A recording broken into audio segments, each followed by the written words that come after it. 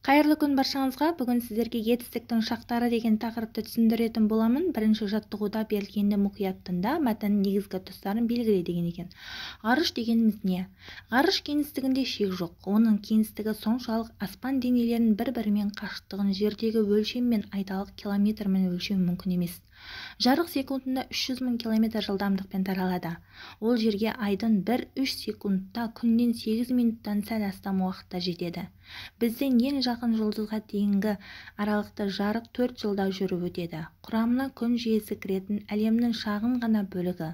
Ғаламның бір шетінен екінші шетіне жарық 100 000 жылда әрең жетеді.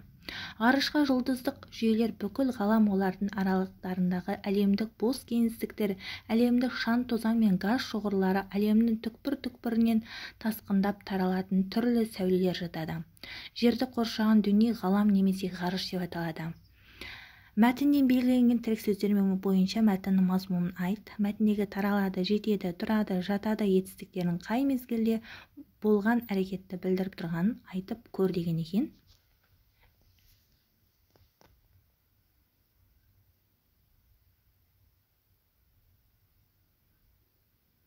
Міне, бірінші жаттығуда ғалам аспан әлемдегі күнде де қамтитын алып аумақты жұлдыздар жүйесі ғарыш кеңістігі. Таралады, жетеді, тұрады, жатады деген естер, бұлар келер шақта тұр.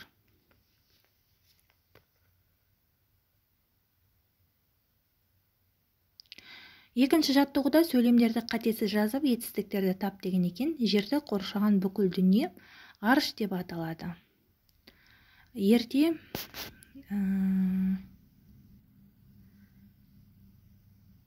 Ерте заманнан бастап ғалымдар ғарышты зерттеп отырды. Ғарышқа тіршілік иелерін ұшыра бастайды.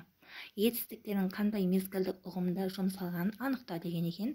Астында етістік іс-әрекеттің жүзеге асу мезгілі уақытын білдіреді. Соған орай етістіктің 3 шағы болады. Осы шақ, өткен шақ, келер шақ. Үлгі бойынша жазылып қойған, оқып алсаңыздар болады. Мына жерге екінші жаттығудың жауабы: жерді қоршаған бүкіл дүние ғарыш деп аталады. Ерте заманнан бастап ғалымдар ғарышты зерттеп отырды. Ғарышқа тіршілік иелерін ұшыра бастады. Етістіктер осы шақта, өткен шақта және келер шақта тұр.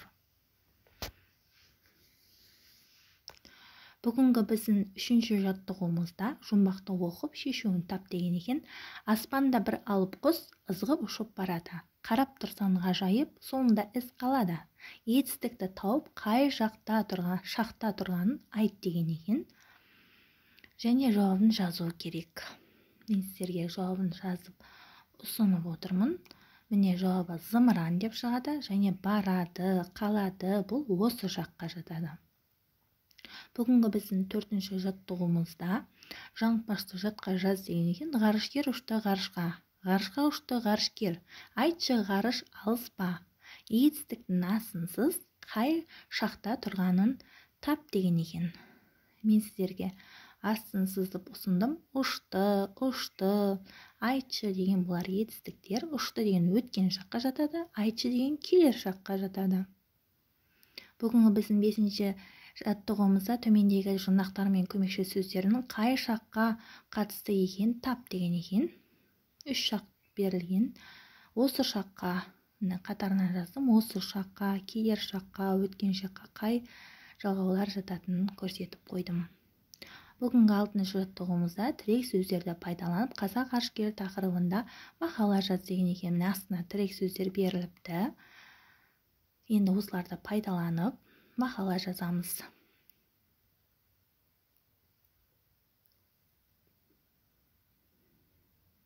Әрине мақалаға ат қоямыз. Қазақ ғарышкері Тоқтар Оңғарбайұлы Әубәкіров, қазақтан шыққан тұңғыш ғарышкер. Ол 1991 жылы 2 қазанда Байқоңырдан Союз ТМ-13 кемесімен ғарышқа ұшты.